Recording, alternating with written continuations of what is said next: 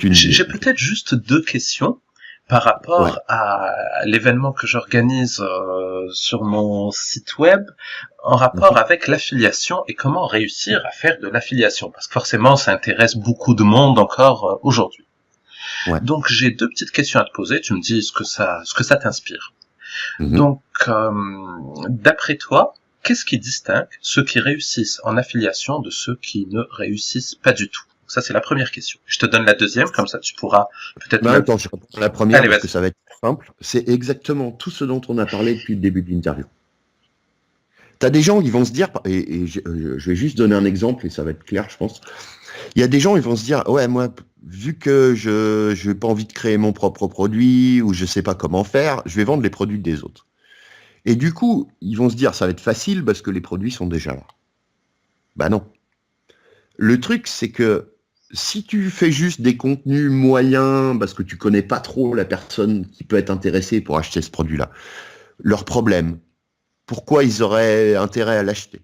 Bah, tu vas faire des contenus moyens et tu vas faire un vulgaire lien, genre regarde ce truc-là, c'est génial, mais ça va pas donner envie aux gens d'acheter ce truc-là. Si tu connais, pour bien cartonner en affiliation, faut connaître le produit aussi bien, si ce n'est mieux, que si c'est toi qui l'avais créé.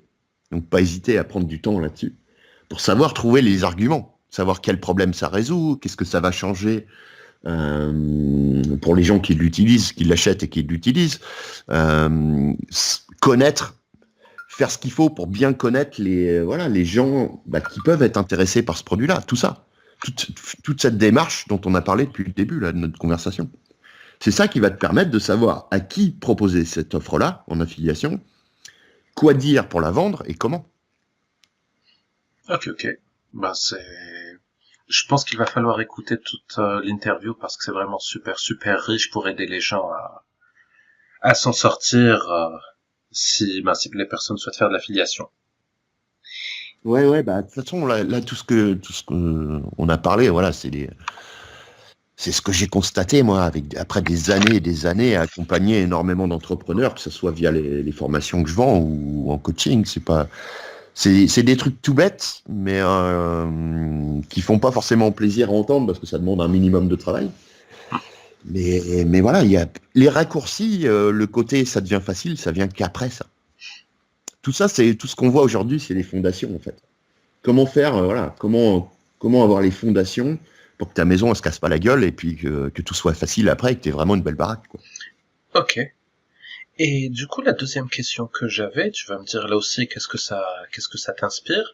Est-ce que Mhm. toi-même, tu as testé, alors tu as dû tester ou appliquer plein de choses, mais est-ce que tu as mis en place une stratégie ou une astuce ou quelque chose qui a donné des résultats particulièrement bons et que tu pourrais peut-être conseiller? En rapport avec le fait de vendre des produits en affiliation. Absolument. Bah, la meilleure méthode que je connaisse, c'est un petit peu le principe de tout ce que je fais. C'est exactement ce que je fais sur Lifestylers, c'est exactement ce que je fais pour le marketing de mes clients, ou ce que je recommande à mes clients. C'est simplement envoyer des mailings qui sont à la fois intéressants et divertissants et qui vont faire du teasing pour donner envie d'acheter le truc derrière.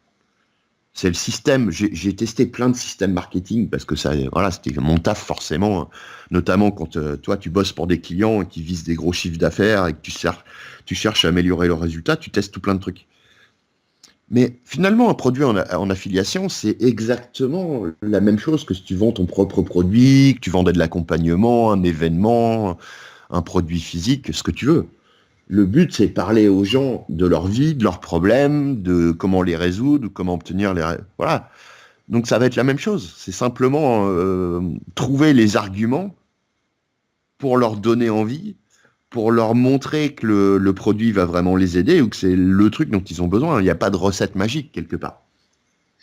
C'est J'ai fait des belles campagnes d'affiliation. Alors moi sur Lifestyler, j'en fais très peu parce que je mets jamais en avant d'outils externes que je recommande pas ou où je vends pas les produits des autres. Enfin voilà. Mais pour mes clients, ça arrive de temps en temps qu'on fasse des campagnes d'affiliation, soit pour des formations de leurs partenaires, soit des produits divers et variés. Les schémas de vente et de persuasion et de marketing, finalement, c'est exactement la même chose, hein. Bah écoute, ceci est une très bonne réponse. Donc, Et ceci vient conclure une interview qui dure depuis 1 heure de temps maintenant, donc je veux vraiment pas abuser. On pourrait rester, je pourrais rester en tout cas des heures à discuter avec ouais, toi. Donc les interviews, c'est toujours long, mais c'est vrai qu'au-delà d'une heure, c'est un petit peu dur pour les gens, simplement. voilà.